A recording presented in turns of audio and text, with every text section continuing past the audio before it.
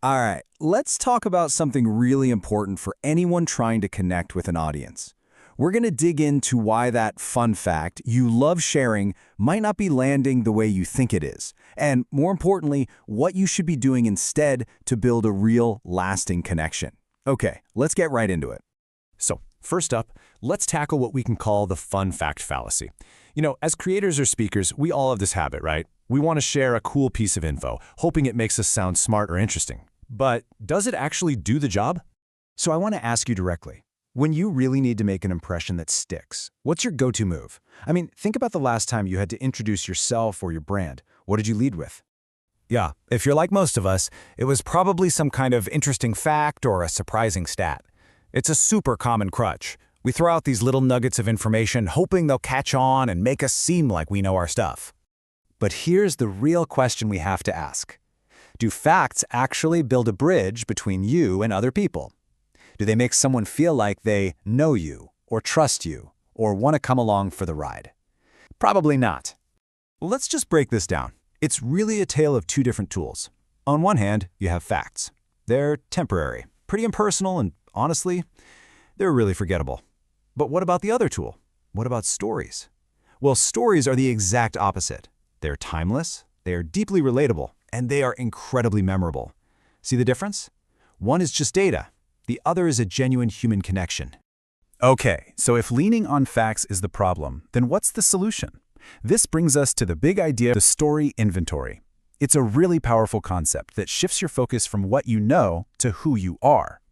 So what is this thing exactly? Well, a story inventory is basically your own personal, curated collection of narratives. And these aren't just random anecdotes you tell at a party. No, these are specific stories from your personal and professional life that you choose on purpose because they reveal something about you and are designed to build a real connection. And you can start building this right now. Just think about these categories. What's your origin story? How did you get started on this path? What about a pivotal moment that completely changed your direction? Or a story about a failure, one that really taught you something important? Or a success that was about more than just winning. It was about the struggle to get there. Or maybe a time when your core values were put to the test. These are the building blocks. And just to be super clear here, this is not about collecting more random trivia. This is about looking inward. It's about curating that narrative that only you can tell. You're basically shifting from being a walking database of facts to becoming a living library of compelling experiences. Now, collecting these stories is one thing, but you have to understand why they work so incredibly well. And it all boils down to one of the most fundamental human needs, the power of connection. This quote from this et al. Stories create an undeniable connection. Think about it. Facts, they talk to our brains. But stories talk to our hearts. They let someone see the world through your eyes for a moment, to feel what you felt. And that creates a bond that data just can't touch. And that connection, it lasts. This isn't just a warm, fuzzy idea either. There's real neuroscience here. When we hear a bunch of facts, only a couple parts of our brain light up. But when we hear a good story, our sensory and motor areas activate too. It's like our brains are living the story with the teller. That's why a great story you heard years ago can stick with you, long after all those fun facts you heard yesterday are completely gone. All right, so where do we go from here? The whole goal is to stop thinking in terms of these fleeting little bits of information and start thinking about how to build a lasting narrative that really shows people who you are and what you're all about. So here's your game plan, and it's super simple. Just 3 steps. Number 1, make a conscious choice to stop leaning on those easy, forgettable tidbits.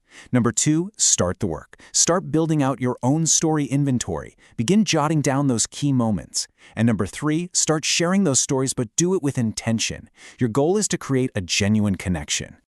So, look, if you take one thing away from all of this, let it be this. You need to make the trade.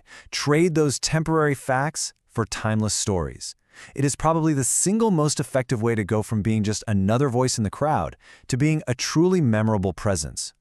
And that really just leaves us with one final and I think really important question to think about. When you look back at those categories we talked about, origin, failure, success, values, which one sparks something for you?